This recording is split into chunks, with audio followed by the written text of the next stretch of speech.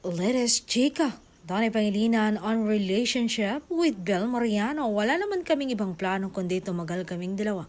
Tila wala nang mahihiling pa si Donnie pagdating sa kanyang buhay pag-ibig dahil nananatiling matatag ang relasyon nila ni Bel Mariano.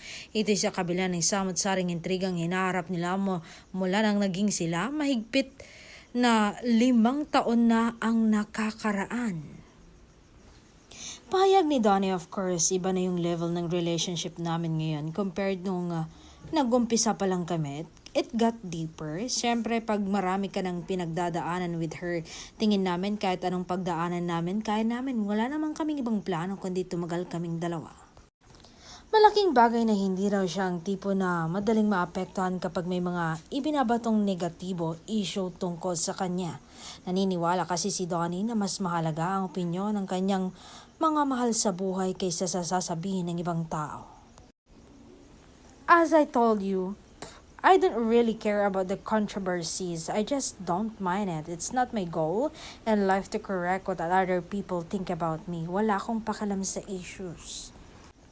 Ang focus ko lang naman is yung sa amin ni Bel.